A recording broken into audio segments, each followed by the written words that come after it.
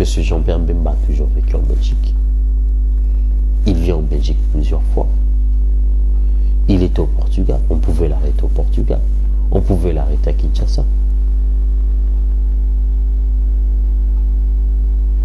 Est-ce que cette communauté internationale balance l'impact de leur action sur la population congolaise, sur notre jeune démocratie? Cette démocratie qu'ils ont soutenue, en négligeant le travail abattu par plus de 3000 délégués à la conférence nationale souveraine, en soutenant une rébellion menée par Laurent Désiré Kabila, qui nous conduit à une guerre indéterminée. Cette communauté internationale qui a soutenu Sun City, qui a vu M. Jean-Pierre Bemba se faire élire sénateur de la République. Oh, que la République démocratique du Congo est devenue fragile. Bien aimé, on arrêterait un sénateur élu de la Grande-Bretagne, de la France ou de la Belgique ou des États-Unis sur d'autres cieux, mais ce sera un conflit diplomatique énorme. Moi, je déplore énormément c'est que le président du Sénat congolais a déclaré que l'immunité sénatoriale ou parlementaire n'est que sur notre territoire. Ce qui veut dire, même lui, quand il voyage avec son passeport diplomatique sur le territoire belge, il n'a pas d'immunité. Parce qu'il concède cette immunité qu'au Premier ministre, au président de la République et au ministre des Affaires étrangères. Des guerriers. Ah oui, des guerriers. On ne peut pas attendre de ces gouvernements-là de lever la voix et de dire vous avez arrêté notre sénateur. Qui? Moussa Namoussi, ministre des Affaires étrangères? Non. Il est ex-chef rebelle. Son collaborateur de la rébellion, Thomas Lubaga, est aux arrêts. N'aurait-il pas cité son nom? Va-t-il élever la voix pour attirer l'attention sur lui?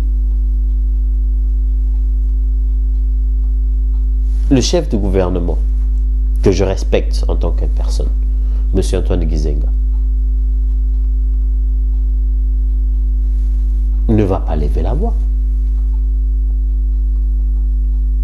Parce que le linge sale que nous avons lavé à la conférence nationale souveraine, pour lui pardonner les crimes qu'il a commis à Kisangani, lorsqu'il était chef de l'État, avec les Soumialo, les Gbeni, ils nous ont spolié des tonnes d'or qui ont été gardés au Soudan. Nous lui avons pardonné. Il est au pouvoir. Vous voulez qu'il élève sa voix pour que ces choses-là lui reviennent dessus par la communauté internationale qui est en train de protéger Kabila? Non. Qui voulez-vous qu'il lève la voix? Kabila. Il ne lèverait pas la voix. Bon débarras. Du reste, ces lois lui permettent de rester en place, de fragiliser l'opposition, autant au niveau du Parlement que dans la rue. Bref, notre objection à l'arrestation de Jean-Pierre Bemba ne vise pas la Cour pénale internationale. Non. Nous souhaitons que cette Cour-là soit là. Mais cette Cour-là doit travailler à une stabilité. Regardez le Libéria. Ils sont en train de prospérer. Chez nous, si on le fait aujourd'hui, nous demandons à ce qu'on puisse travailler alors avec les gens qui sont propres pour amener le pays à aller de l'avant. Parce que si on continue à travailler avec un Mbouissanamou sur les affaires étrangères, les négociations ne vont pas se faire en sorte que ils puissent être arrêtés demain. Non. C'est ça notre point de vue. C'est ça que nous demandons pour notre pays. La paix, la tranquillité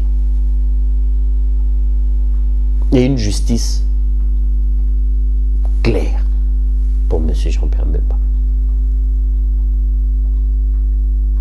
Et aussi de voir l'intérêt du peuple congolais.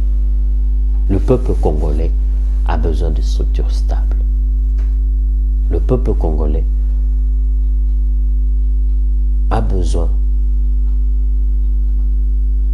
de hommes et de femmes qui veulent travailler pour son bien-être.